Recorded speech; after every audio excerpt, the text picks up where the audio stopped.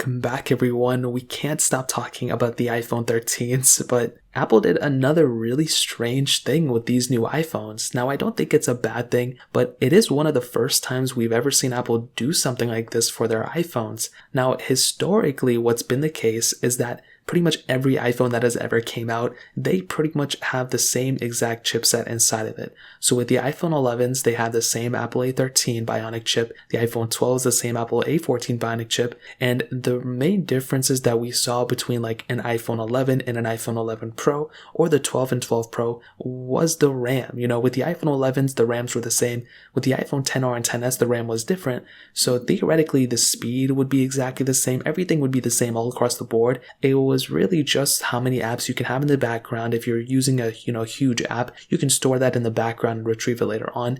Essentially those type of things. You would have less apps closing in the background, and overall smoother experience and a better experience. But we've never had a situation where, an iPhone 11 or the iPhone of that year would be slower technically on paper than the, maybe more expensive model of that phone. So last year with the 12 and 12 Pro, even though there was a 2GB RAM difference between those two, they theoretically were still exactly the same speed for the most part. In fact, I think in some cases the iPhone 12 was faster, which was weird from all the speed test comparisons that I did. But this year, Apple went ahead with that new Apple A15 Bionic chip.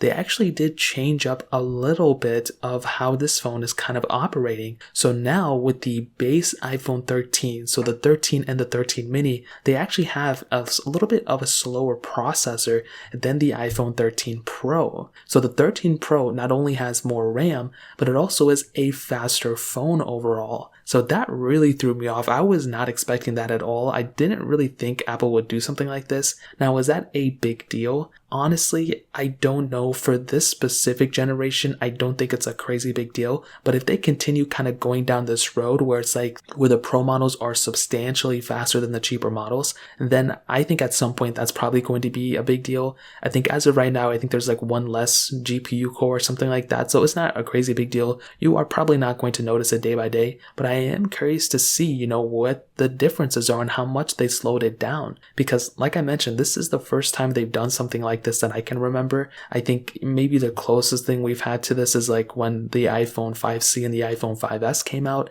They had a little bit of a different processor, but it was mostly, like the 5C wasn't the 5S in a cheaper way. It was just a cheaper iPhone 5. So that was kind of understandable, but that had a totally different chipset. These two phones have the same exact chipset, that Apple A15 Bionic, but they have a little bit of a different processor inside of it. And Apple did the same thing with the M1 MacBooks. So the M1 MacBook Air, I think, has one less GPU core than the MacBook Pro, the M1 MacBook Pro. So even though they have the same M1 chipset inside of it, you are technically getting an overall, faster machine on the MacBook Pro than the MacBook Air. So again, I think it's these artificial limits that Apple has done. But again, there's nothing we can do about it. I think it is probably more so okay than not, but it is pretty interesting. This is the first time we've seen this on an iPhone, and I'm curious to see how the public is going to take this. If you guys have any other questions or anything like that, let me know in the comment section below. Hit the like button, that would mean so much, but definitely hit that subscribe button. More importantly than everything else, I love every single one of you guys. Hopefully I'll catch you guys in the next video.